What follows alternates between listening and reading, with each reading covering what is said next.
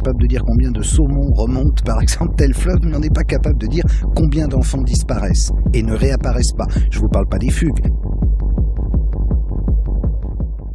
My mother then sold me, when I was 6, to a group of psychopaths. I found out much later that many of these men had very visible places on the world stage. They were world leaders, politicians, leaders of countries, and then there were those who controlled the world leaders together in this club. And they performed there the darkest things imaginable.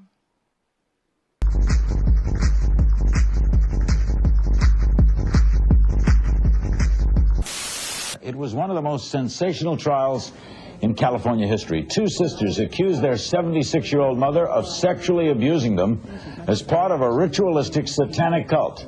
One of the siblings, Bonnie, is at our studios in Los Angeles. Her sister, Patty, joins us by phone. Bonnie, when did all of this take place? Let's get a little history. What happened?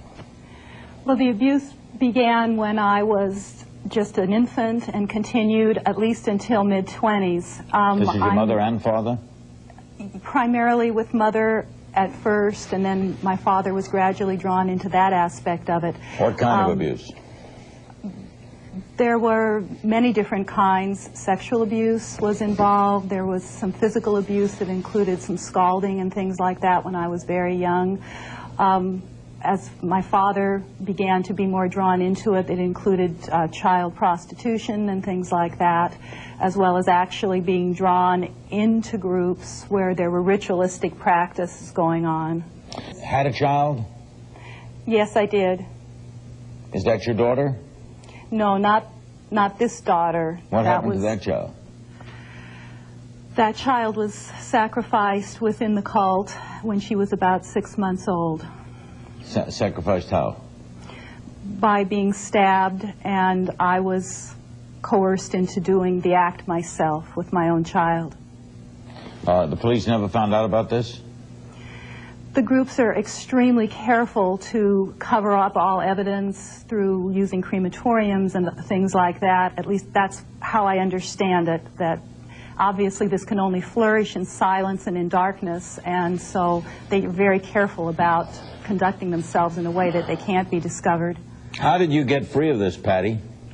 At this point, I don't know how I got free of it. I have not had the memories of it. I do know that as soon as I started having memories that I was no longer part of the group, because at that point they could not control me. When I went into therapy, I didn't remember anything from the first 7.5 years of my life. Absolutely nothing except one single memory.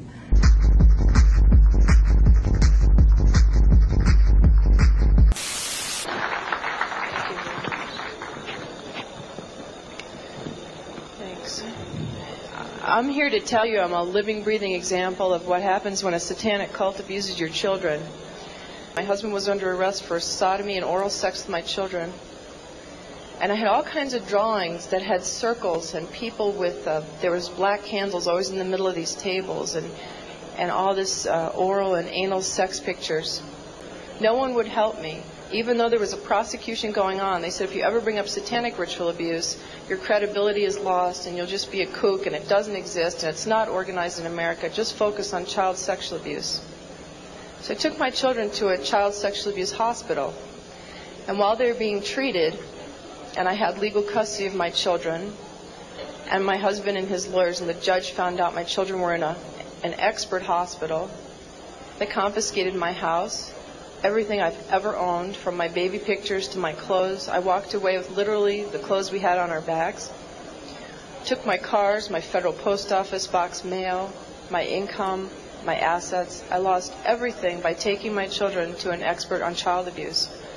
It was trying to stop me from what my children could disclose from being uncovered, to try and just break that we had no assets to have my children have medical attention. When they torture the children, It causes a physical reaction of the endomorphins in your body to just increase because of the terror and the pain. So when the Satanists drink the blood, they actually get like a chemical, a high, like a drug high from the blood of a tortured victim. But John and Ben, my boys, are 11 and 8 and have lived for 15 or 16 months in the home of a satanic abuser who has been documented as a member of a cult, who 25 people and the state's attorney in Connecticut are investigating and have substantiated sexual abuse and the cult. And yet the governor and no one has been acting to protect my children. So it makes me wonder just how high this goes.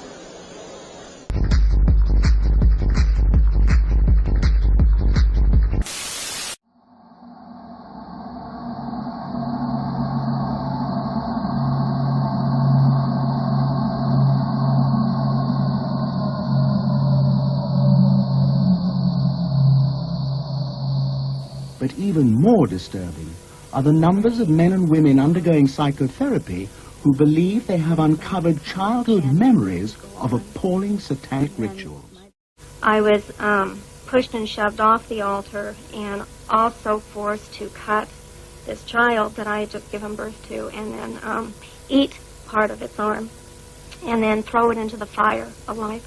And then I was covered with feces and sewer sludge and ashes of dead babies, and I was put in and out of a furnace. And I screamed and cried, and I believe that where the stuff came off is where I have the scarring on my hands today. Stories of the secret satanic network are coming out of therapy centers like this in Huntington Beach, California, where horrifying rituals are described every day. Even as a child. Dr. Timothy Muss heads a staff of 18 therapists. Between them, they believe they have discovered over 100 survivors of satanic abuse. For evidence, they rely on the memories of patients like Jolene, who's been diagnosed with a condition called multiple personality disorder. I'm going to ask you to call Cassandra and have her come out. On command, Jolene the adult reveals a separate teenage personality with terrifying memories of abuse. You're about 15 years old, aren't you? As best you can, tell us what happened to your baby. They killed her. I know it's very difficult to be asked to talk about this again. How did they kill your baby? First, they made a cut. Multiple personality disorder is a highly controversial diagnosis. It is said to be a defense mechanism, the mind's way of coping with extreme trauma in early life. According to the theory, when severe abuse occurs, the personality splits in order to protect the conscious mind from painful memories. And the further the story of this conspiracy has traveled from its American roots, the more lurid the details seem to become. Birmingham, England. Again, I was raped. I was buggered. I had everything done to them that is humanly possible in a satanic, evil way. What happened to all those little children's bodies? They were dismembered. Jim Phillips is a practicing medical doctor who believes he has at least 140 patients who are victims of satanic abuse. Virtually all our female patients have had their own babies sacrificed. They witness terrible, terrible things. Can I stop for a minute? I think together they have seen over 1,000 murders. Just my patient. Harley Street, London, one of the most prestigious medical addresses in the world. Here, Vera Diamond practices as a therapist and advises police and social workers on the satanic conspiracy.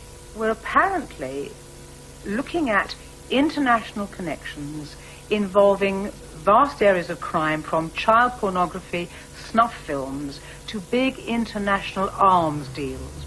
They take over people's minds in a vast way, which is very difficult to understand until you actually work with a number of people who have experienced this.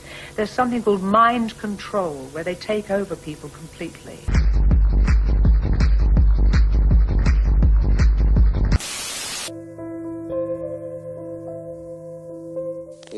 sexual taboos on screen were broken, and people think what can be the next step, and obviously the next step is to kill someone for real.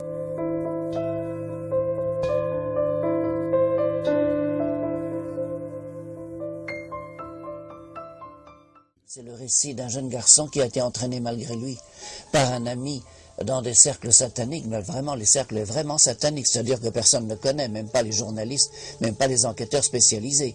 D'ailleurs, les enquêteurs spécialisés eux-mêmes le savent en disant le pire nous échappe, pas. Nous n'arrivons pas à les joindre, mais qui peuvent atteindre des gens ayant des postes officiels dans l'administration à de très haut niveau. Mais on va jusqu'à tuer des gens. Alors si vous voulez, quand je le dis, moi, en parlant de satanisme, et quand je le dis en tant que prêtre, je ne suis pas très crédible. Bon, mais si par ailleurs vous avez des missions un peu spécialisées, notamment sur la pornographie et la pornographie enfantine, alors là, on va vous révéler qu'effectivement, il y a des gens qui tournent des enfants qu'on est en train de torturer, et on le filme. Oui. Et que ça se vend à prix d'or. Oui, ça s'appelle les snuff movies. Voilà. Et donc, pour vous, derrière, il y a Satan. Bien sûr, ça existe. À ce moment-là, quand c'est dit par des psychologues, des gens de la police, des services, à ce moment-là, on les prend au sérieux. Mais c'est la même chose. C'est le même phénomène, bien entendu.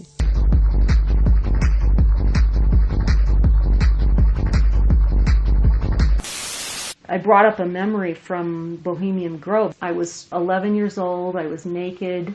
I was strung up with my arms and legs outstretched, and these guys were drunk and they were just laughing, and they just thought it was just so funny that I was terrified. So this satanic stuff is really real. I was sexually abused by my father from infancy. I was prostituted, so I was used by both men and women. I was experimented upon. I do remember electric shock. I remember being subjected to strobe lights and so forth. There were lots of experiments. Experimental drugs, I believe. Experimental drugs, too. I was used in satanic rituals from a very young age, and I remember going through an initiation ritual at age 3 that involved somebody forcing me to drink blood. I remember age 5 being strapped to a slab, and the intent was to take my soul, and then an incident at Bohemian Grove where I was forced to watch child sacrifice. So memories are still coming up, and I will address that part of the recovery.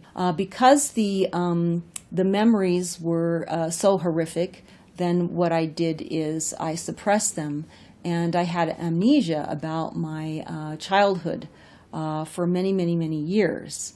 It lasted till about age 11 or 12. My father passed away when I was 13 of cancer, so he was quite sick for the last year or two. So I feel that that's what dropped me out of the program.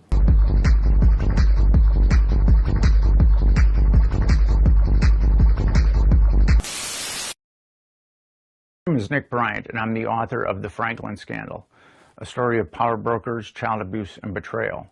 The book is about an interstate pedophile network that flew children from coast to coast and pandered them to the rich and powerful. The ring was nearly exposed in 1990, but its uncovering had the potential to produce seismic political aftershocks. So the FBI, the Department of Justice, and the Secret Service went into a full-court press to immaculately cover up the scandal. I've spoken to several of the victims who were part of this pedophile network, and they've all conveyed horrific tales of abuse and betrayal. Unfortunately, the very officials that have pledged to protect children from the depravity of evil men were the very officials who covered this pedophile network up.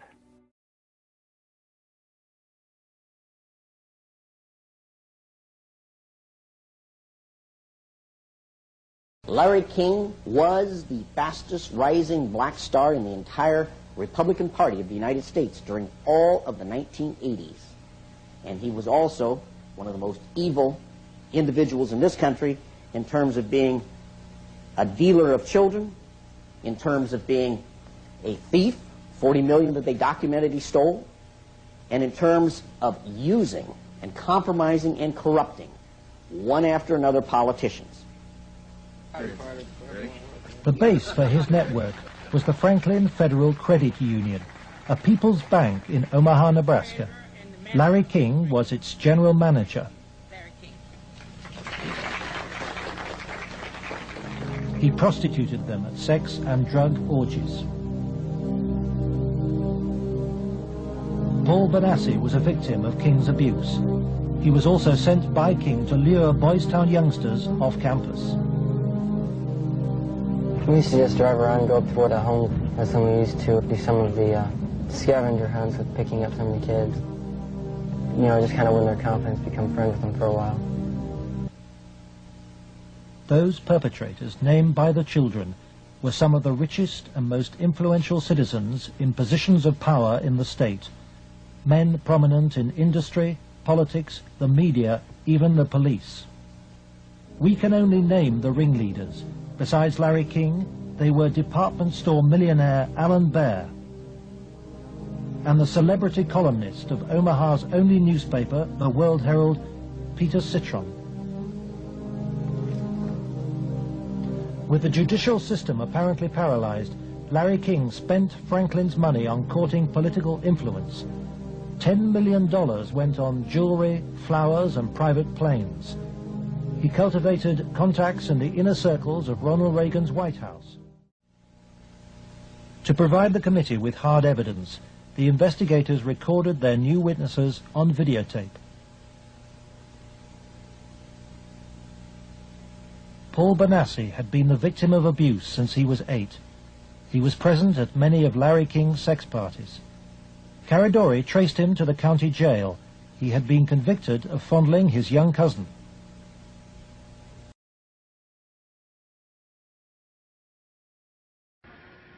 Outside the woods. Okay, let me back up. You arrived in Sacramento. Yeah. Where did you go when you got there? We went to a hotel. Okay, when you say we, That's Larry King, the boy, me, and Jack Fluistar. okay, do you remember what hotel? No. Okay, do you remember what year? It was 1985. We got there and they told us they were going to be filming, they're just going to make a movie. And I've already been out there about 3 dozen times and got filming movies, having sex with guys or other boys and stuff. Yeah, who was the kid? The kid. It was me, Nicholas, the boy, Larry King, the pilot. Pilot was there too? The pilot was there too. Producer, and there was about 4 other people there that were filming this. Is you going to do this or we're going to kill you too? Do what, Paul? Do what? Screw the kid.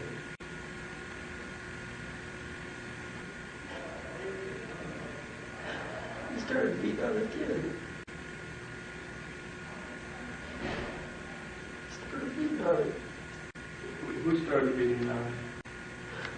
This guy that was with the film crew and stuff, he came in and he started having sex with this kid. Okay. He was bleeding. Bleeding from where? Right. Okay. You okay? He was tossing this kid around like it was a bag of potatoes or something. He started slamming him all over the place. Then he came back and he started kicking the shit out of me again. He started kicking my head. I started to do something to hit with a stick. Right in the balls.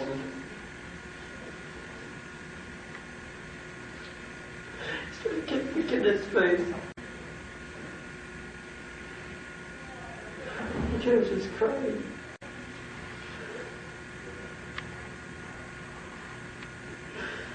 I kept yelling at the guy selling us, I'd kill him if I got a hold of him. I said, only just shot him. You what? Shot him. Shot him in his head.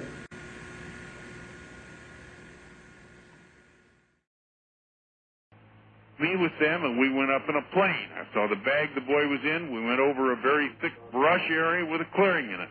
Over the clearing, they dropped the boy. One said the men with the hoods would take care of the body for them.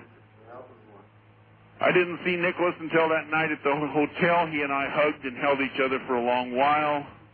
About 2 hours later, the men or Larry King came in and told us to go take a shower since we had only been hosed off at some guy's house. We took a shower together and then were told to put on the Tarzan things. After we were cleaned up and dressed in these things, we were told to put on short socks and a shirt and shoes and driven to a house where the men were at with some others. They had the film and they played it. As the men watched, they passed Nicholas and I around as if we were toys. Larry King was the same kind of sick fuck Alan Bear was, except Larry King was more violent, more sure of himself. Larry King and Alan Bear frequently hosted the child sex parties in penthouse apartments at the Twin Towers luxury block in Omaha. By the spring of 1990, the Nebraska State Committee was convinced by the evidence of an organized child abuse ring. Its chairman, Lawrence Schmidt, sought the advice of his lawyer, John DeCamp. On his advice, Schmidt turned over all the sworn evidence to the FBI. But immediately, the videotape testimony was leaked to a hostile local media. The media immediately started discrediting the witnesses. The last 3 victim witnesses were demolished by the press, particularly the Omaha World-Herald. The paper never looked for information that would support any of the allegations. The whole purpose of the stories was to destroy any credibility that these youth may have. The FBI's attitude was, just no, these kind of things don't happen. From the first interview when I went, and realized they don't believe a fucking thing I'm saying, they were just appalled, but I realized what that look in their eye was back then. It was fear. It was fear of it, I had witnessed, firsthand things that would, destroy this city, people, a position, what I mean? It's not going to be believed, they said. It will not be believed. You will be found guilty of perjury, and they weren't telling me maybe. They were saying, there's no way. You go on with this story, you're going to jail. That was said to me direct. Troy Bonner agreed to withdraw his videotape testimony. The FBI used Troy in an attempt to persuade fellow witness Alicia Owen into abandoning her evidence about Larry King's nationwide network of powerful pedophiles. Gary was threatened several times. His vehicles were tampered with. I would think whoever tampered with them, it was a scare tactic because it was so obvious that they were being tampered with. Gary it was one piece of evidence I know he got that he even said he got one step ahead of him this time. He told us about this book. It was like addresses, telephone numbers, names. He said if they knew he had it, they'd kill him. On July the 11th, 1990, Gary Caradori and his 8-year-old son AJ were flying home from Chicago in his light aircraft. The fact that the wreckage is scattered over a large area certainly demonstrates that it did break up in flight. The exact mechanism of breakup yet is still unknown. The federal investigation was never able to discover what tore the plane apart. There are things missing from the plane. His briefcase is missing. I think the plane was sabotaged.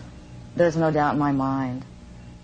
Within 24 hours of the tragedy, all Caradori's records were impounded by the FBI. On July the 23rd, 1990, the grand jury issued a bizarre and contradictory report. It accepted that Troy, Alicia, and Paul Bonacci had been abused, but not by the people they identified. And for refusing to withdraw her evidence, it charged Alicia Owen with perjury. The trial took place in July 1991. Troy Bonner testified that the child abuse story had been an invention. As a result, Alicia Owen was sentenced to between 9 and 25 years in prison. For some reason, they had to send a signal to every kid who was a potential witness, my opinion again, A signal so loud and clear, if you dare to come forward, if you dare to talk, watch what happens. Alan Baer was fined $500 after pleading no contest to a reduced charge of aiding and abetting prostitution. Peter Citron served 2 years of a 3 to 8 year sentence. Thanks to Troy Bonner's lies, Larry King never faced child sex charges. For the $40 million fraud, he was given a 15-year sentence, 10 years less than Alicia Owen. I feel really sick. I should be taken out and shot for doing that. And if that was to happen, I would go willingly.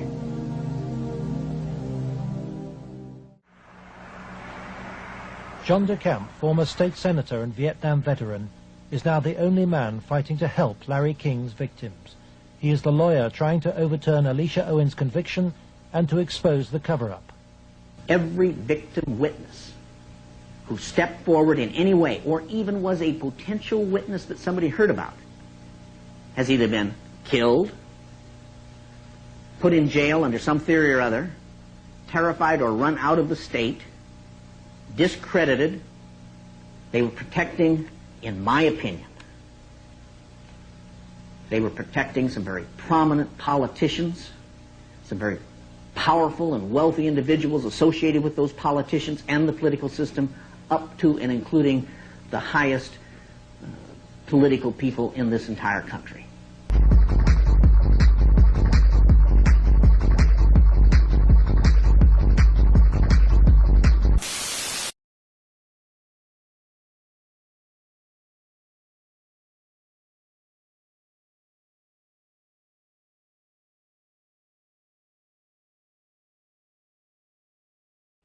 The children I have talked to have all had to murder before the age of 2. I mentioned that last week, and we kind of went right on past it. That is something that is beyond anything I could comprehend. Right.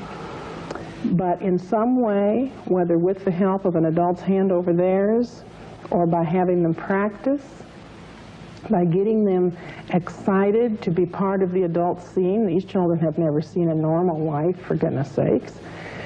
They do murder.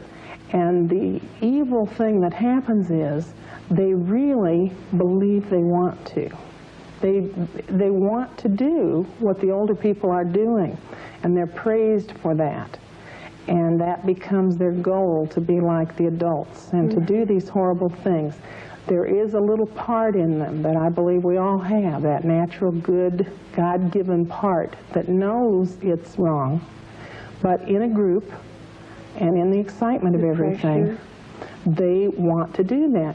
They enjoy the sex. Children are capable of enjoying the sex. That was something I didn't know. Well, you know, why would they fight against it? A child will eat a bag of candy if you give it to them. They will take part in these things willingly. When they get out and begin to talk, that's very difficult for them to realize. We didn't realize it at first, that they actually wanted to do that, and that is part of the very sophisticated brainwashing job that they do on all of these children. The part that made me to believe this child's story was that when he finally said this baby, he talked about several, but this particular baby had been killed, stabbed again, different way, but stabbed. He curled up in a fetal position. He was 9 years old when he was telling this story. He curled up in a fetal position, and his eyes got real glazed, and he said, they cooked that baby on the grill. Oh, my gosh. And I thought, he has really flipped out. I mean, I didn't know. And he said, oh, gross, it smelled like rotten chicken or rotten deer. He then went on and told us how they would cut out the heart, or they would cut off the sex organs. They would save them in the refrigerator, in the freezer. And this is a very typical thing that these kids talk about. They worship the sex organs, and they kept it for another ceremony. They will always use these bodies one way or another. I didn't get any answers from that child about what happened to the bodies. Where did they go? Eventually, the little ones that I was talking about first talked about throwing the babies in the fire. And I asked about that, and you mean they were dead and then they threw them in the fire? And the littlest one said, no, no. them was alive and them through them, you know, like this. They would take young children, and we're probably talking preschoolers. I don't think that they dealt much with the older ones. And they would hang them from a rafter in this barn. And there would be as many as 5 to 10 hung in a row. And they would be fully clothed, which is unusual because frequently they are all naked. The children, like this girl, were all given candles. And you can picture the ceremony as she described it. And the candles were lit one by one. Then the adults would go forward and they would pour from a cup some liquid on each of the children's clothing, which is obviously gasoline or kerosene. You know that then. And then after whatever it was they had to do, they would give the signal, and these others would have to go forward and set the children on fire. When they were done, they would just cut them down. The first child that this girl had to kill was a cousin, a little cousin. And she talked about them being cut down and how they would draw a circle around the body. I've been told by people that know a lot more than I do that the reason for all of this death and murder is because of the belief in the demons and the power that they can get from that. And these people believe that the more innocent the victim, the more horrible the death, the closer you are at the moment of death, the more magic is released and the more spiritual power they get.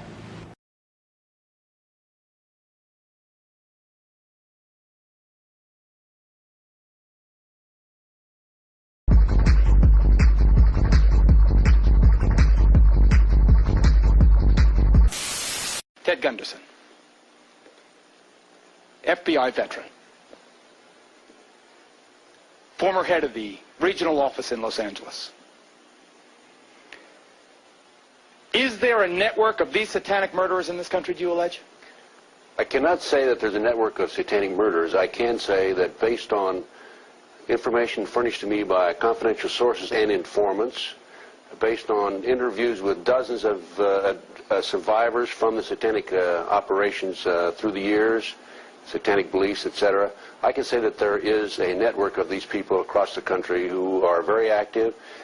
They have their own rest and relaxation farm. They are in contact with each other. It ties in loosely to the drug operation. Do you, sir, believe that these dreadful allegations of babies being sacrificed are true? I absolutely believe it, without any doubt. Based on the information that's been given to me across the country by numerous survivors and by confidential sources and informants.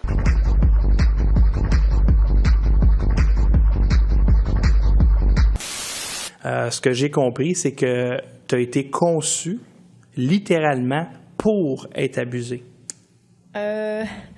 Oui, c'est ce que je pense, c'est ce que je dis aujourd'hui. Oui, par mon géniteur, mais je pense que ça, ma génitrice, elle n'est pas, elle, consciente de ça. Je pense qu'elle a été utilisée dans le but de procréer. Il m'a abusé sexuellement toute mon enfance. Mais c'est ça, même dans la période de 3 à 4 ans, là. Ouais. Et je vois, par exemple, qu'il était, même votre mère, votre grand-mère... Jusqu'à 5-6 ans, en fait, il m'a abusé. Et j'ai aussi vécu des abus sexuels de la part de ma mère et de la part de ma grand-mère maternelle. Donc, mon géniteur m'a demandé avec insistance de me prostituer. La première fois, j'avais même pas 10 ans. Okay. Et il m'a tout de suite assimilé à ça. Il m'a tout de suite dit que c'était ce que je devais faire, que j'étais faite pour ça, que je lui faisais penser à ça. J'ai des flashs, en fait, de ces abus que je subissais quand j'étais droguée. Entre l'âge de 3 ans et 4 ans. Entre l'âge de 3 ans et 4 ans, ouais. Dans votre texte, vous mentionnez plusieurs hommes qui abusaient de vous. Ouais. Également la présence d'un enfant qui avait été torturé et qu'on m'avait forcé à torturer.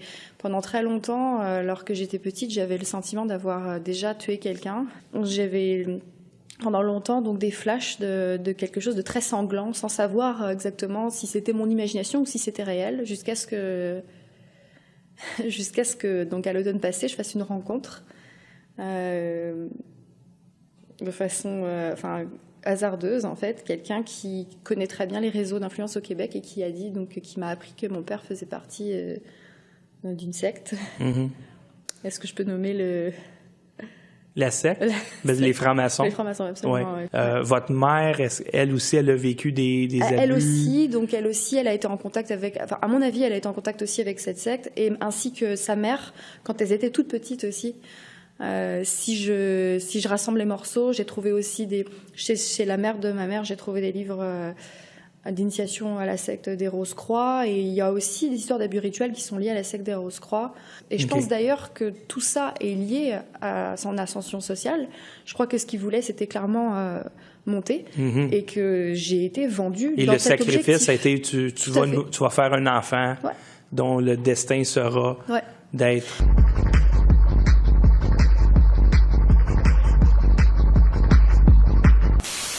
Jeanette is a social worker and a ritual abuse survivor who brought legal charges against her father alleging that he had brutally tortured her as a child and teenager. And in this position, he was responsible for overseeing inspections for all nuclear power plants in the U.S.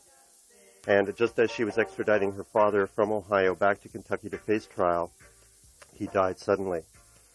After his death, I heard that the Masonic Brotherhood went up and did some rites at his funeral. Gee, I couldn't go, but they were there. And so I called the Masonic Lodge that he'd been a member of for 40 years because I wanted some documentation for my own self. He entered his first degree in the Masonic Lodge on February 1965, made the second degree in February 66, and made Master Mason in March of 1966 within 1 year. Organizations, whether we want to call them Satanist or whether we want to call them organized pedophile clubs, whether we want to call them mind control, are very much aware of multiple personality defense systems. They definitely know about it, and they seek to create it as a way to keep their abuse of the victim hidden. They use this in a manner that protects their identity. So as I and all parts of me being abused, horrible sadistic abuse, could get up in the morning and go to school and function and come home and live with these perpetrators.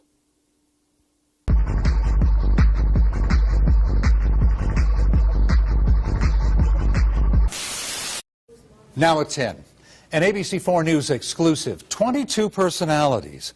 Personalities that some say a woman developed to protect herself from years of horrific abuse, including satanic rituals. The night team's Kimberly Nelson introduces us to Jenny Hill, the woman with 22 personalities.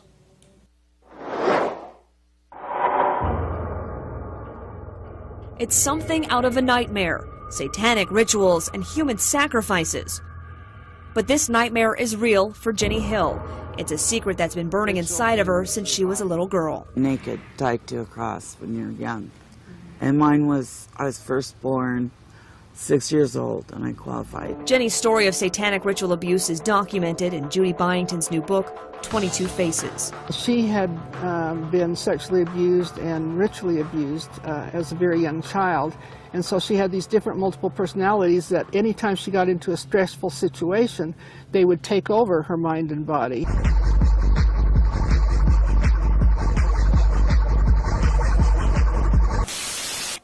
Ritualistic child abuse is the most hideous of all child abuse. The basic objective is to systematically terrorize children until they are forced to dissociate. The torture is the execution of a well-planned, well-thought-out ritual, often performed by close relatives. The only escape for the children is to dissociate, where they will develop a new personality to enable them to endure the abuse. This new personality is very helpful to the abusers. Once the abuse is over, the core personality is not conscious of what happened. Dissociation also serves the purposes of the occult because the children have no day-to-day memories of the atrocities. They go through adolescence and early adulthood with no active memory of what is taking place, but continue in rituals through their teens and early 20s, unaware of their involvement. The victims lead relatively normal lives until they get triggered and flashbacks or nightmares occur. The memories seem to come in layers. For example, the first memory might be of incest, then they remember robes and candles. Another layer is seeing other people hurt or killed. Then they remember having seen babies killed. Another is realizing that they participated in the sacrifices. One of the most painful memories may be that they were forced to give up or sacrifice their own baby. But if Nancy's story was hard to believe, let's just say that it was impossible for me to believe my closest sister, April, when her memories began to return. She talked about secret rituals and babies getting their hearts eaten and stuff that made me think she just needed medication or had maybe watched too many vampire movies. So April and I were best friends, and she told me everything, which was the problem. This is April way back when, and here's a picture of her when Bill Clinton was turning her into a high-priced call girl. So over the years, as I became more aware of things like pedophilia used to trap politicians, deep underground military bases, the uses of children in these programs, secret societies, and the evil nature of those in power, I became more open to the possibilities that these things did happen. These psychopaths at the top believe they'll create a satanic order that will rule the world. Many of us have heard of the excretion called adrenochrome. The Satanists remove children's adrenal glands right after they've been terrorized and right before they are killed in rituals to extract this Kool-Aid the elites use to sustain their youth and extend their lives.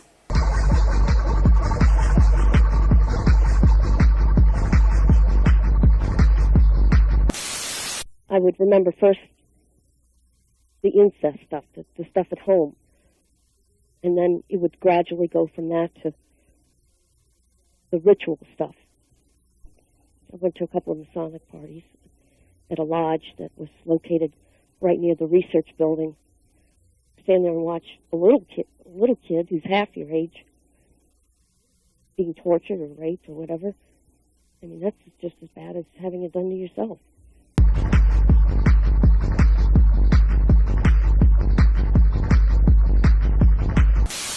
Yeah. Okay. Would you be okay describing what happened in the lodge in central London? But it's very central in London. I think it's the most central lodge, the biggest one. There was a ceremony happening. There were little boys actually mainly, and me, and they were all wearing their long, stupid costumes. There was a ceremony, drinking blood. There was sacrificial animal on an altar at the front. The worst thing about the ceremony was that there was actually a sacrifice that happened. They basically wanted all the children to come up, basically put a knife in this poor little boy's heart and kill him. I just remember being in this line, and then as soon as I got to the altar, I just ran away. I hid under a bench shaking, and I just kept hiding and protesting, and they'd try and drag me back there, and I'd kick and scream, and I wouldn't participate.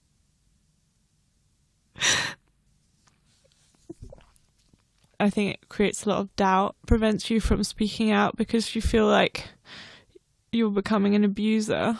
Also, on the same day during this ceremony, the Masons would pair off with the little boys and me, go to different rooms behind the main altar in the back building and be raped and abused.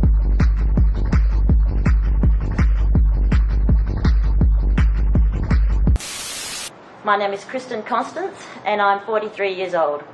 I was born in Australia. I have a diploma in community welfare and professional counselling, and I work with people with disabilities. I was ritually abused and mind controlled between the ages of 3 and 9 in the eastern states of Australia. My grandfather was a 33rd degree Mason who belonged to several Masonic lodges. He and my grandmother founded a chapter of the Order of the Eastern Star in the suburbs of Sydney. I started remembering incest when I was 24 and the ritual abuse and mind control not long after that. I remember being in cages, electric shocks, being cut, raped, photographed, drugged, hypnotised, starved, light deprived, beaten, oxygen deprived and sleep deprived. I have been put in coffins with spiders. The ritual abuse stopped when my family moved to the other side of Australia but incest and abuse did continue till I moved out of home when I was 18. My father is alcoholic, and my mother continues to live in denial.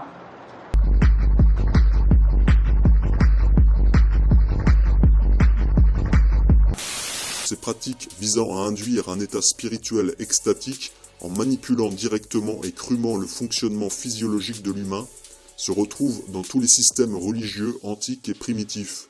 Voici quelques extraits du livre intitulé Kabbalah, a neurocognitive approach to mystical experience. Cette gnose est au cœur des sociétés secrètes fraternelles de type maçonnique. Nous commençons à comprendre pourquoi autant de survivants rapportent l'existence d'initiations traumatiques imposées à de jeunes enfants, en faire des membres à part entière du culte luciférien. Il y en a un notamment qui a été finalement piqué dans une école du 19e. Ça faisait 4 fois qu'on le changeait d'école et ça faisait 4 fois qu'on lui donnait un grade supérieur pour le faire changer d'école. Il a fini comme directeur d'école et là il s'est fait prendre. Il était protégé parce que naturellement il était franc-maçon. Alors ça, M. Carlin ne nous a pas dit qu'il y avait un lobby des pédomanes francs-maçons à l'intérieur de l'éducation nationale qui protégeait ces gens-là. Il ne nous a pas parlé de l'affaire de Tribune Juive. Le directeur de Tribune Juive a été, il y a quelques années, arrêté pour une affaire de pédomanie. Il ne nous a pas parlé de l'affaire du communiste Duguay qui vient d'être arrêté, là, à Chambéry, pour la 4e fois en 20 ans, pour une affaire de pédomanie. Ce type est le pire industriel de la pédomanie qui existe en France. C'est un type, j'ai vu les photos qu'il réalisait lui-même en posant avec des enfants de 2 ans. J'ai été physiquement malade quand j'ai vu ces photos. Vous savez ce que ça veut dire, physiquement malade? Comme quand on est assis dans le sens contraire dans le train et qu'on a mangé un peu trop de boudin gras. Voilà, j'ai été malade. C'est tellement répugnant. Ce type est arrêté systématiquement. Il est mis en prison pour 2 ans. Il est remis en liberté. Il déménage et il recommence. Il avait commencé à Saint-Ouen. Il est parti ensuite à Bordeaux. Puis il est parti dans le Midi et il vient de se faire reprendre à Chambéry ou à Annecy, je ne sais plus exactement. À chaque fois, c'est la même chose. Et il continue. Il est relâché. Pourquoi? Parce que c'est un militant communiste qui est protégé par le Parti communiste. Ce type avait parmi ses clients un consommateur de produits pédomaniaques dont j'ai retrouvé le nom dans le dossier sous le scellé numéro 17. Il y avait un carnet qui appartenait au revendeur de M. Duguay. Ce revendeur s'appelait Sokolovski. Sokolovski avait un jardin autour de sa villa du côté de Saint-Ouen. Dans le jardin de la villa de Sokolovski, on a trouvé des ossements d'enfants. Il n'a jamais été inquiété pour ça. Il a été protégé. Le réseau de la pédomanie en France est une des choses les plus abjectes qui existent. C'est une des choses les plus puissantes. Ils ont des protections partout. Et récemment, on a entendu dire par un personnage très important qu'ils avaient même des protections dans la magistrature. On a dit également récemment, il y a une mère qui a la preuve que son propre mari a emmené ses propres enfants dans des séances comme ça, dans le cadre d'une secte de timbrés qui font probablement des sacrifices humains. Personne ne mesure l'immense gravité du problème en France. Et tout ce que trouve à faire M. Carlin pour nous parler de la pédomanie, c'est de filmer un type qui dit « Oh oui, j'aurais pas dû faire ça, oh là là, qu'est-ce que c'est mal, oh je regrette d'avoir fait ça, oh là là, je me le pardonnerai jamais », et d'expliquer que c'est l'animateur d'une association catholique. Voilà comment ça marche, la désinformation par l'intermédiaire des médias en France. J'ajoute une chose, c'est que toute la presse, absolument toute la presse, a célébré les mérites de ce reportage, qui est une merde.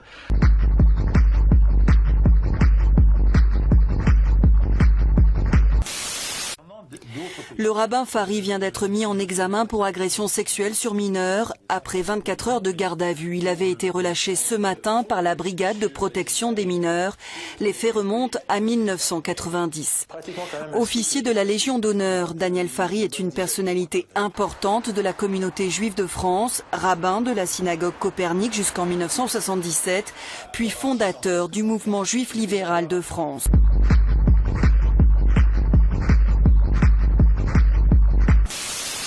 These are the instruments of exorcism, allegedly used to expel demons from small children. They were hit by hammers and cut by knives until a 3-year-old ended up in a coma. It is one of the worst cases of child abuse in Israel's history. Elior Noam Chen is the self-appointed rabbi of a small West Bank sect.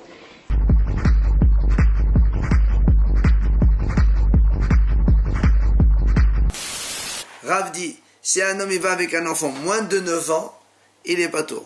Au-dessus de 9 ans, il est hayab. Shmuel Amar, lo ase be'at pachot me ben 3 shanim ke ben 3 shanim. Shmuel lui dit non, à moins de 3 ans, il est patour, mais après 3 ans, il est Hayav Mita, donc l'homme qui va avec ce garçon. Bien, la Gemara explique pourquoi. C'est quoi leur mahnochet? Pourquoi un il dit 9 ans, l'autre il dit 3 ans? Rav, ça va. Kol de ete beshochev, ete benishkav. Bechod de ete beshochev, ete benishkav. Rav pense que quand un garçon, il a le statut et le potentiel d'avoir une relation, alors, dans ce cas-là, il devient aussi potentiel pour subir une relation. Or, nous savons tous qu'un garçon, moins de 9 ans, même s'il a une relation, c'est rien du tout. C'est qu'à partir de 9 ans que la relation d'un enfant et d'un garçon soit valable. Donc, comme pour lui c'est 9 ans, quand il subit, c'est la même chose. Ça, c'est la vie de Rav.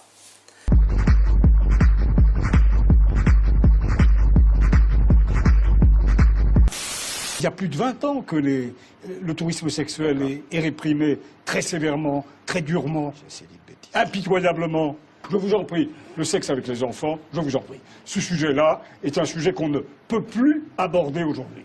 Plus personne n'ose parler de la sexualité des enfants. Il y a une espèce de chape de plomb qui tombe, comme ça, qui tombe de boucles blondes, n'est-ce pas, sur l'ensemble de la société, qui vient interdire tous les comportements un peu différents, un peu anormaux, mais bien sûr. Et alors là, chaque fois, on revient à la pédophilie. La pédophilie est un sujet qui est maintenant totalement interdit. C'est politiquement correct. Vous ne pouvez plus dire un mot sur ce sujet, sans être diabolisé immédiatement. Il faut en parler. Moi, je pense qu'il faut en parler, au contraire. Ah bon? Oui, je pense. Et comment en parler alors? Sans dire que c'est... En disant quoi? En disant que tous ceux qui sont attirés par les enfants sont des criminels? Non. Qu'il faut mettre en prison ad vitam aeternam? Bah oui, c'est ça ce qu'il faut dire?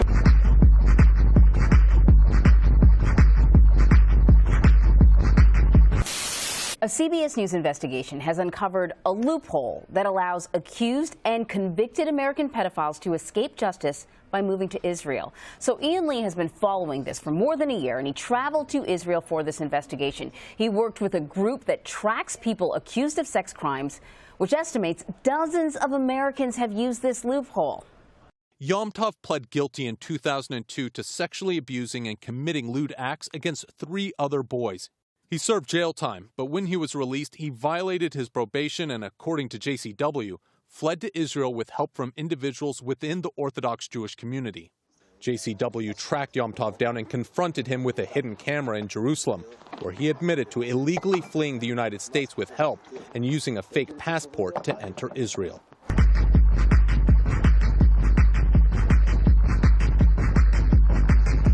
Vous avez un épisode qui racontait d'un ancien ministre qui s'est fait poisser à Marrakech dans une partouze avec des petits garçons. Bon, probablement nous savons tous ici de qui il s'agit. Très sincèrement pas. Mais moi je le sais, et je pense que je suis pas le seul.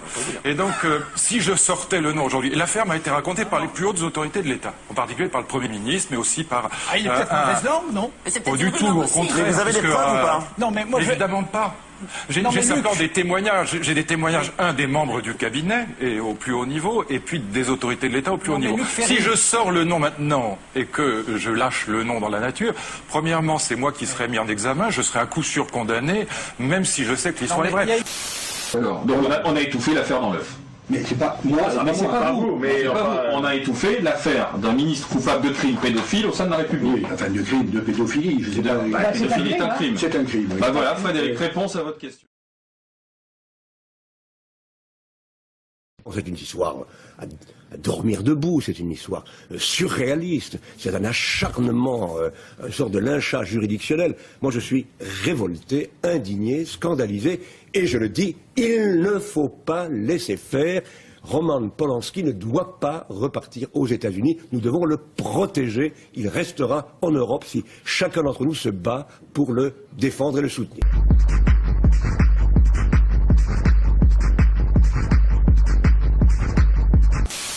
Monsieur Jack Lang, qui prétendait être candidat à la présidence de la République, que l'on m'arrête à la sortie, si ce que je dis n'est pas vrai, a été compromis dans l'affaire des lieux de vie et dans un lieu de vie tenu par des socialistes qui s'appelait le Choral.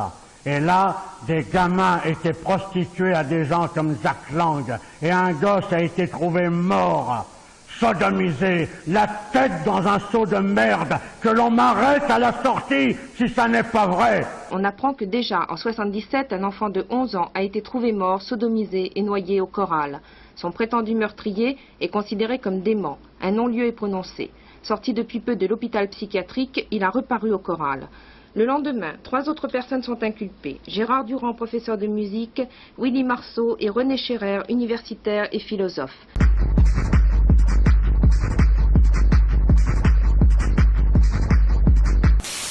Yves Saint-Laurent, peut-être pour se laver ou dans un sursaut moral, a écrit cette bande dessinée étrange qui s'appelle La Vilaine Lulu, où il dit bien en préambule que tout est vrai dedans. Et je rappelle que La Vilaine Lulu est aujourd'hui rééditée par la Fondation Pierre Berger. Hein, voilà. Je n'en dis pas plus, mais voilà, il y a une réalité. Ces réseaux pédophiles satanistes qui sont finalement l'oligarchie dans sa vision extrême et dans son engagement extrême, ils ont 2 problèmes. Ils ont de démoraliser la population pour qu'elle admette que la pédophilie c'est pas si grave, et là on voit les phrases de Cohn-Bendit. Vous savez, quand une petite fille de 5 ans et demi commence à vous déshabiller, c'est fantastique. C'est fantastique, parce que c'est un jeu absolument érotico-maniaque. On voit les phrases de maître Thierry Lévy, on voit les phrases de Jacques Lang qu'on sortira à l'époque, effectivement. Donc on voit le travail pour essayer de banaliser la pédophilie afin qu'elle soit décriminalisée. Au-dessus de 14 ans, c'est dégueulasse. Parce que effectivement, ça sera plus simple pour ces gens-là le jour où on pourra, comme d'ailleurs le dit Pierre Berger très bien, acheter les enfants au tiers-monde pour en faire ce qu'on veut. Ça sera moins dangereux que d'être obligé de passer par des Dutroux avec le risque effectivement de la marche blanche et de colère populaire.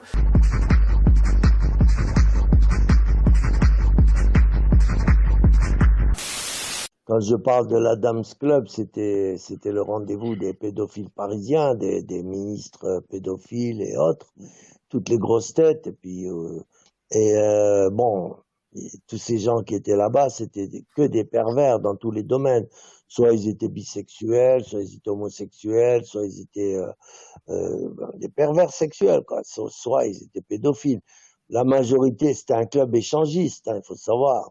Protégé par la police, bien sûr, évidemment, parce qu'il touchait, et puis protégé par Mitterrand lui-même. Donc la police des mœurs, elle n'avait rien à faire là-bas, elle n'osait même pas rentrer. C'était Mitterrand qui avait donné ordre de laisser ces gens-là tranquilles. Jacques Lang en particulier, et Cohn-Bendit et tout ça, toute l'équipe de salopards, là, de prédateurs d'enfants, c'est incroyable. Moi, je venais de Hollande, d'Espagne, j'avais jamais vu ça, mais jamais. François Mitterrand protégeait tous ces gens-là. Et vous parlez aussi d'un Jeffrey Epstein français. Oui. C'est-à-dire, qu'est-ce qu'il faisait pour... Alors lui, il allait chercher des enfants. Expliquer Il allait chercher des enfants au Brésil, avec la mère, parfois le père. Et il les installait en France dans des chambres de bonne là qu'il avait. Il en avait une quantité. Au-dessus de son hôtel, il avait un hôtel. Il avait des chambres là-haut et tout ça. Et l'enfant, pendant 1 an ou 1 an et demi, il servait de poupée gonflable. Et comment vous avez eu connaissance je travaillais avec lui, mais moi, c'était pour la cocaïne. Je le fournissais en cocaïne. Dans son hôtel, le Beverly Hills, côté des Champs-Élysées, je me souviens plus du nom de la rue. Je sais pas si c'est pas la rue de la Boétie. C'est à côté de chez Régine. Et moi, j'étais fourré là-bas tous les soirs parce que c'était un de mes meilleurs clients. Mais lui, il m'achetait par 500 grammes presque toutes les semaines. Mais il revendait par 100 grammes aux Saoudiens, aux Qataris et tout, qui venaient se faire des petits-enfants. Et cet homme-là était protégé par un très grand policier. Dans l'hôtel Beverly Hills, qui est à côté des Champs-Élysées, je crois que c'est rue de la Boétie, il y avait des petits-enfants, et il y avait des Saoudiens, des Qataris, et des ministres français, des flics, de tout, qui venaient se faire des petits-enfants, au vu et au su de tout le monde. Et le salopard de Bernard Lederman, il allait les chercher au Brésil, il emmenait la famille avec et tout, il les logeait dans des chambres de bonne en haut, et voilà, et au bout d'1 an, il les virait, il allait chercher d'autres, il emmenait de la marchandise toute fraîche. Il se disait être le frère de Paul Lederman, le producteur de films.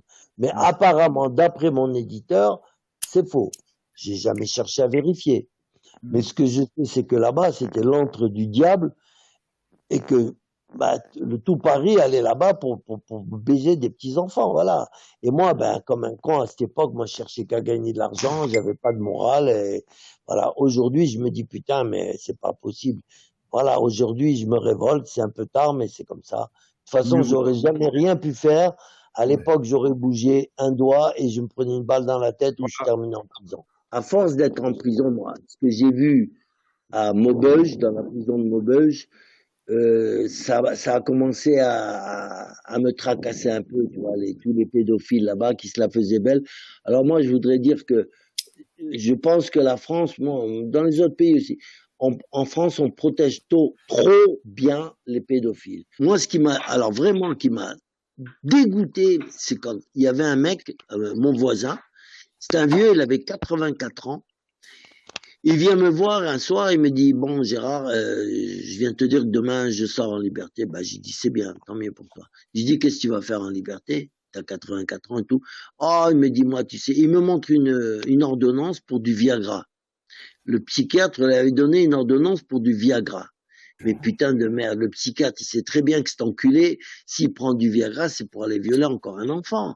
Putain.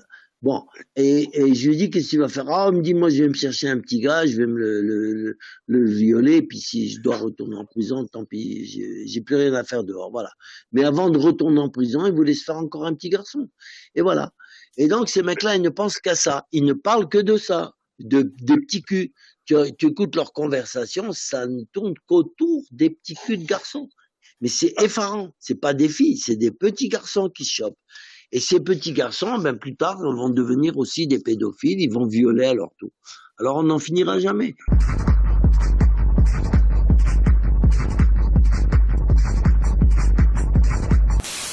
Maître Jakubowicz, qui était le président jusqu'à il y a pas longtemps de la LICRA, je crois, et qui avait d'ailleurs dit que jamais il ne défendrait des pédophiles. Il l'avait dit lors d'une interview il y a quelques années. Tout à coup, vole au secours de ce Lelandais en prétendant qu'il est innocent, alors qu'on sait aujourd'hui que c'est un prédateur sexuel, pédophile, multirécidiviste, on n'est pas loin du serial killer. Et effectivement, pourquoi Jakubowicz vole au secours de ce prédateur?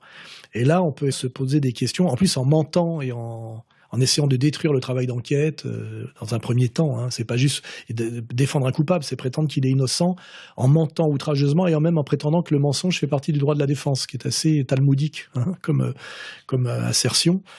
Et là, on peut se poser la question sur qui demande à Jakubowicz d'aller sauver le soldat lelandais. Pourquoi d'un seul coup il bénéficie de cette défense haut de gamme, alors qu'effectivement c'est rien, c'est un ancien militaire, maître chien, dealer de cocaïne.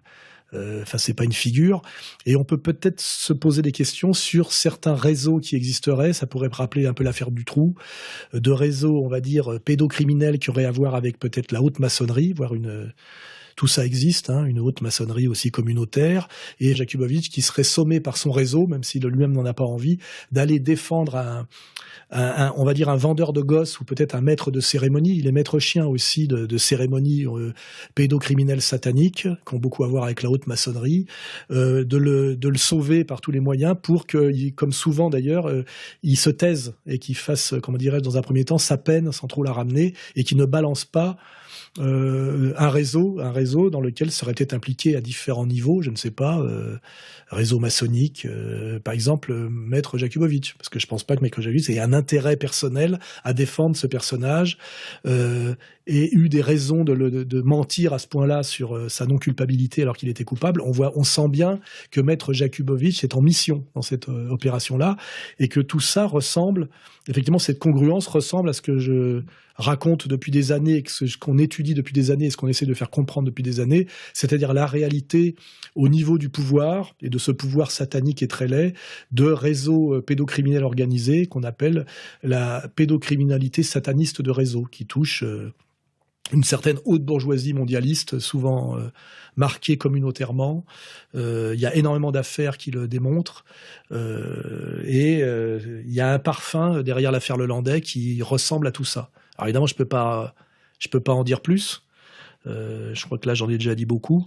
Mais intéressez-vous à l'affaire Dutroux, à l'affaire Nioul, à l'affaire des disparus de Lyon, à l'affaire du monstre d'Apoigny, à l'affaire Émile Louis, à des affaires, à l'affaire qui touche les proches d'Hillary Clinton et même Hillary Clinton aux États-Unis, l'affaire Podesta, l'affaire Pizzagate. Et vous voyez que tout ça, intéressez-vous même au Bohemians Club, à la cérémonie qui avait été filmée par Alex Jones, là, de Cremation of Care du Bohemians Club.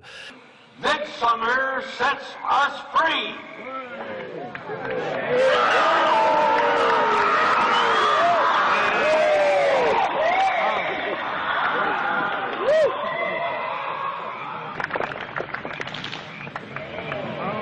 À cette réalité qui est d'ailleurs dans certaines séries américaines maintenant, hein, de la pédocriminalité sataniste de réseau qui touche une certaine haute bourgeoisie de pouvoir mondialiste. Voilà. Tout ça n'est pas du tout délirant. On a eu aussi énormément de cas en Angleterre hein, qui ont été mis à jour récemment, une fois que les protagonistes avaient d'ailleurs disparu. Tout ça existe malheureusement, c'est très très laid. Ça a beaucoup à voir avec le règne de Satan sur le monde. Et à un moment donné, on voit maître Jakubowicz, le maître du mensonge, un de mes persécuteurs et des persécuteurs de Dieudonné, très lié à la communauté de lumière et sans doute à la haute maçonnerie, effectivement, qui apparaît dans cet univers et dans ce dossier. Je vous laisse y réfléchir.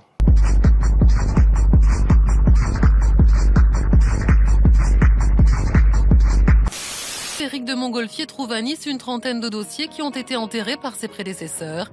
Le nettoyeur se lance alors dans une croisade contre les réseaux d'influences occultes. Il y a ici des loges maçonniques influentes. C'est une surprise pour moi. Le résultat ne se fait pas attendre. Les mises en examen de certains francs-maçons se multiplient et personne n'est à l'abri, pas même le doyen des juges de Nice, Jean-Paul Renard, franc-maçon, soupçonné d'avoir utilisé frauduleusement le fichier national du casier judiciaire. Du coup, Éric de Montgolfier ne se fait pas que des amis à Nice et dans sa région. Jugé arrogant, incontrôlable par ses détracteurs, ses méthodes sont critiquées dans un rapport administratif. On veut, semble-t-il, le pousser vers la sortie. Un rapport n'a jamais menacé personne. Ce rapport, il n'a pour objectif que d'améliorer le fonctionnement de la justice. Ouais, c'est tout simple. Le ministre est dans un fauteuil, vous êtes à côté, et elle vous dit, monsieur le procureur, faites attention à votre communication sur la maçonnerie. Bon, c'est pas besoin d'être spécialement intelligent pour comprendre le message. Il était clair. Monsieur, cette épée que vous sentez sur votre poitrine est toujours levée pour punir le parjure. Elle déchirait votre cœur si vous deveniez traître à la société dans laquelle vous avez demandé à être admis. Êtes-vous bien déterminé à vous soumettre aux épreuves traditionnelles? Vous engagez-vous à garder un silence absolu sur tout ce que vous pourrez entendre et découvrir parmi nous? Je m'engage sur l'honneur. Au silence le plus absolu? Au silence le plus absolu. Sur tous les genres d'épreuves? Sur tous les genres d'épreuves. Que l'on pourra me faire subir. Que l'on pourra me faire subir. Acte est pris de votre serment. Récipiendaire. L'ordre maçonnique dans lequel vous avez demandé à être admis pourrait, peut-être, un jour, exiger que vous versiez jusqu'à la dernière goutte de votre sang pour sa défense et pour celle de vos frères. Le cas échéant, consentez-vous à le faire, ce sacrifice? Ça suffit. On veut la première démocratie participative non maçonnique. Non, mais écoutez, non, mais attendez, il n'y a pas... Pourquoi prendre les francs-maçons tout de suite comme responsables de tout ce qui se passe? Je crois qu'il y a un peu du grand fantasme derrière tout ça depuis très longtemps, je ne sais pas pourquoi d'ailleurs, mais je trouve que c'est un peu exagéré quand même, non, Philippe Bilger? Ah, mais c'est totalement exagéré, monsieur ne fait pas dans la nuance. Il ne fait pas dans la dentelle, non, notre ami Patrick. Quand un magistrat est franc-maçon, que le prévenu est franc-maçon et que son avocat est franc-maçon, éventuellement l'expert judiciaire aussi, ça peut poser un problème. Pardon, alors malheureusement on n'a plus le temps, mais l'accusation est extrêmement grave. Oui. Écoutez, j'ai évidemment des exemples. J'ai évidemment des exemples, Paul Amar. Je préférais avoir la gorge coupée. Je préférerais avoir la gorge coupée. Plutôt que de manquer à mon serment. Plutôt que de manquer à mon serment. faut bien comprendre, c'est que effectivement, la franc-maçonnerie est plus qu'un réseau social. C'est vraiment un État dans l'État, c'est-à-dire que les francs-maçons sont très présents dans certains fiefs publics, comme des grandes entreprises, disons EDF ou Air France, et aussi, comme le disait très bien votre reportage, dans des ministères, comme par exemple le ministère de l'Intérieur ou le ministère de la Justice. Et évidemment, ces fiefs sont tenus d'autant plus facilement que chaque franc-maçon, le jour de son initiation, prononce un double serment de secret et de solidarité.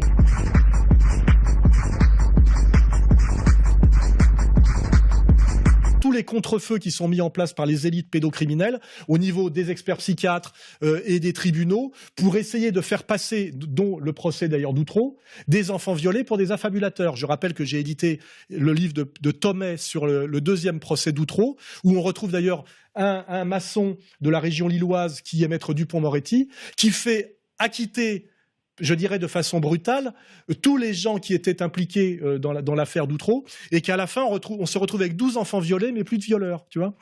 Et comme par hasard, on a un Dupond-Moretti qui est lié au Parti Socialiste, lié à la maçonnerie du Grand Orient, région du Nord, et qui se retrouve comme mission de faire blanchir des gens qui ont quand même avoué être des pédophiles de réseau.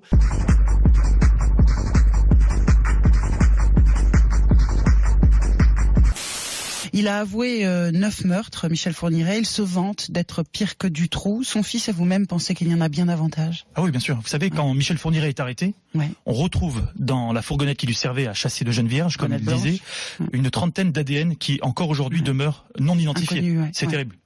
Vous avez été entendu à la suite de cette rencontre avec Fourniret, puisqu'il vous avoue le meurtre de Johanna Parish. Et c'est moi-même qui vais apprendre la nouvelle à monsieur Roger Parish, qui est le père de Johanna, et qui, depuis 1990, quand même, se demandait ce qui est arrivé à sa fille.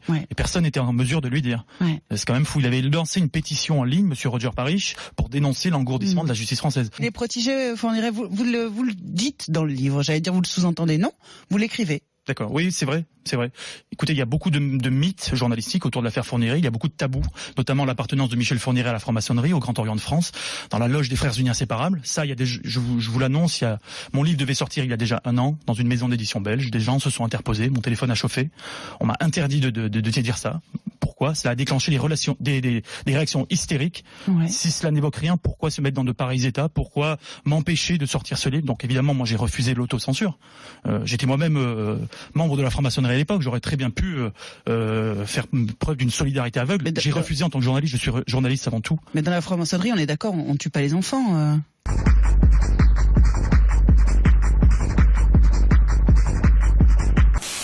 Notre père est venu nous trouver à Toulouse alors que nous étions encore étudiants pour nous dévoiler l'existence d'un groupe secret de gens de pouvoir de tout type de milieux, la politique, la finance. Il nous a parlé de gens des milieux médicaux, même universitaires. Ce groupe secret recrutait beaucoup dans les milieux judiciaires et même les policiers haut gradés y étaient très appréciés. Et il s'agirait d'un groupe secret dont les activités consistent à mener des sortes de cérémonies dans le plus grand secret, où l'on conjugue des pratiques aussi étranges et uniformément dégoûtantes que la sexualité de groupe, la scarification. Il a évoqué devant nous des images vous faire drécher les cheveux sur la tête. Il nous parlait de chair calcinée, de brûlures de cigarettes, de chair transpercée. Il nous disait que les personnes qui étaient torturées, parfois tuées à l'occasion de ces séances, déjà les personnes tuées n'étaient jamais consentantes, et que parmi les personnes torturées, il y avait des malades qui réclamaient ce genre de traitement, et puis des personnes non consentantes, parfois des enfants, qui étaient d'abord torturés puis mis à mort, le tout filmé, faisant l'objet d'un trafic de cassettes vidéo illégales qui s'échangerait à des prix fous sous le manteau. Il nous a dit que les proies de ce groupe de prédateurs de la haute société étaient recrutés dans les couches les plus basses de la société et parmi les catégories de personnes que personne n'irait rechercher. Il nous a parlé de prostituées, il nous a parlé de clodos, je cite le terme employé par un magistrat. Il a même mentionné parfois des étrangers en situation irrégulière, suivant ce qui leur passait sous la main, j'imagine.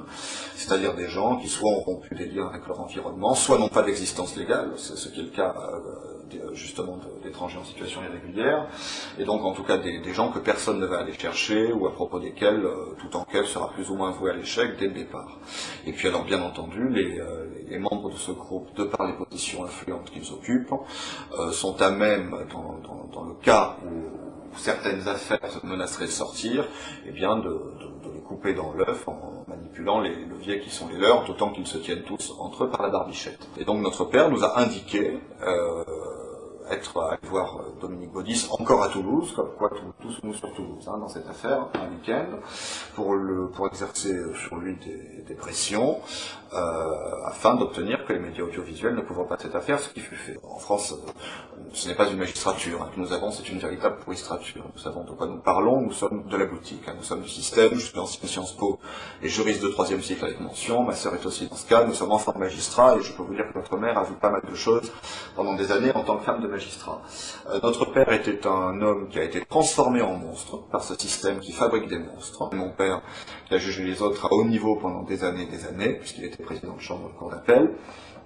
Donc voyant le sol se dérober sous ses pieds, voyant qu'il avait lancé une machine infernale qui se retournait contre lui et qu'il ne pouvait plus arrêter, notre père s'est en dernier ressort tourné contre ses 2 enfants, il est piteusement revenu vers nous, ce qui a donné lieu à 3 longues discussions qui sont allées crescendo d'ailleurs, puisqu'il nous a raconté de plus en plus de choses et devenait d'ailleurs de plus en plus nerveux au fil de ces 3 discussions. Il se sentait menacé, ce qui apparaissait déjà en filigrane dès la première discussion. Il nous a dit dès la 2e qu'il était carrément menacé de mort. Par la suite, il a passé toute une nuit à brûler des documents et des photos. J'ai bien dit toute une nuit, pas simplement 1 heure, et apparemment il fallait à tout prix brûler ces choses. Ni la poubelle ni le broyeur n'étaient suffisants. Nous ne savons pas s'il a brûlé tout ce qu'il avait en sa possession, mais il en a brûlé en tout cas au moins une partie substantielle, et sa motivation pour cela était apparemment de sauver sa tête. Il a estimé que les personnes qui auraient intérêt à se débarrasser de lui pourraient peut-être cesser d'en vouloir à sa vie s'il se débarrassait de ses cartouches, et il semble en fait que ce soit le fait pour lui d'avoir brûlé ses vaisseaux de la sorte, de s'être débarrassé de ces dernières munitions, qui a justement amené ces gens-là à passer à l'acte. Donc ce qui se passe, c'est que rien n'est normal à propos de la mort de notre père. Il est mort le 22 février 2003, nous sommes aujourd'hui en septembre 2005. Depuis tout ce temps-là, nous n'avons cessé de remuer ciel et terre pour savoir la vérité sur la mort de papa. Elle est indéterminée et indéterminable. L'acte de décès ne mentionne aucune cause du décès, ni l'intervention d'aucun médecin. On dit simplement qu'une personne qui travaille dans une entreprise de pompes funèbres a constaté qu'il était mort, l'a aussitôt mis en boîte et au feu. Nous n'avons jamais été prévenus de la mort de notre père. Nous l'avons appris que par la suite, alors qu'il était trop tard pour... sa 2e femme nous l'a délibérément caché. Nous l'avons appris que par la suite, alors qu'il était trop tard pour assister aux obsèques, il a été incinéré en toute hâte le jour même des obsèques, hors de l'observation des règles légales et réglementaires qui doivent présider à la crémation d'un corps, qui vise justement à faire en sorte d'éviter que l'on se débarrasse d'un cadavre suspect. Dès que nous l'avons su, nous avons saisi les 2 enfants d'un magistrat haut gradé en exercice, mort dans des conditions suspectes. On saisit personnellement le garde des Sceaux en recommandé avec accusé de réception de la mort suspecte de leur père. Nous attendons toujours sa réponse. Il n'ose même pas nous répondre. Pas plus qu'il n'ose répondre aux 15 parlementaires de l'opposition, députés, sénateurs confondus, qui l'ont saisi de ce dossier. Notre père et sa clique sont le chaînon manquant qui permet enfin de tout éclairer dans l'affaire Allègre.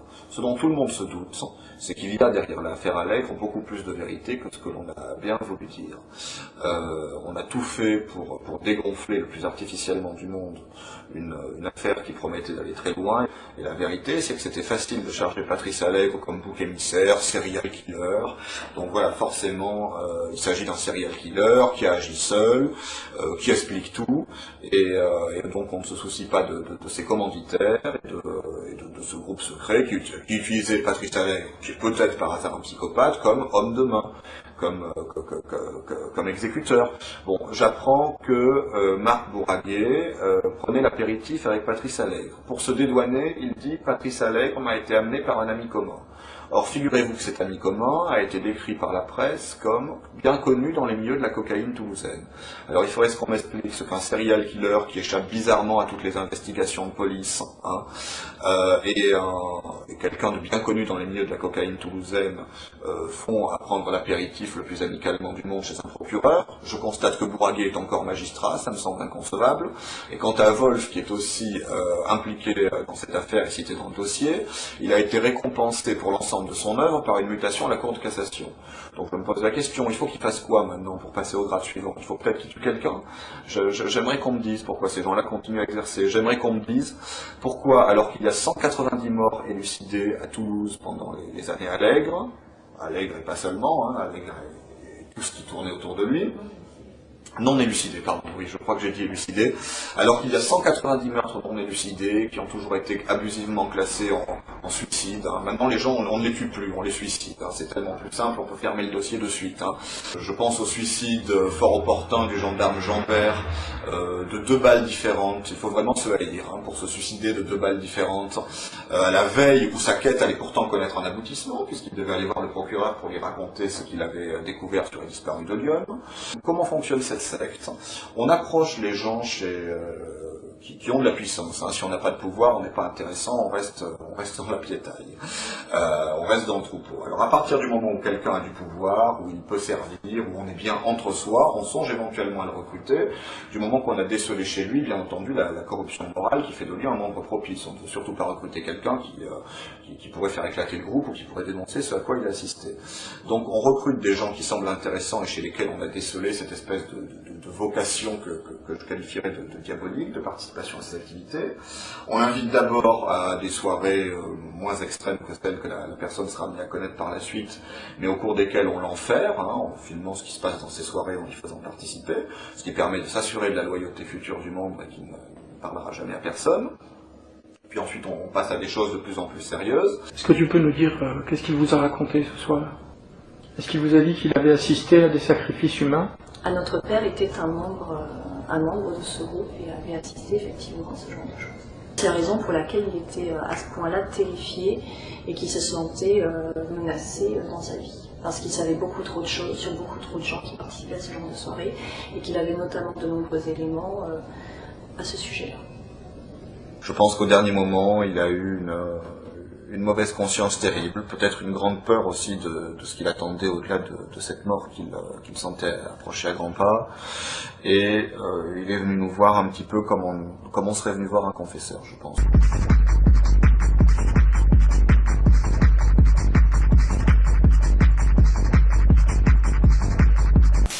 Je parle de la morsure du vampire, en fait. Oui. C'est-à-dire que pour moi, l'acte de sodomiser un enfant martyr, c'est le vampire qui mord une créature pour la changer en vampire. Un enfant qui est violé, torturé, martyrisé toute son enfance, qui ne trouve pas justice ni protection, et qui arrive à l'âge adulte comme ça, maintenu dans les réseaux qui le martyrisent, devient un prédateur.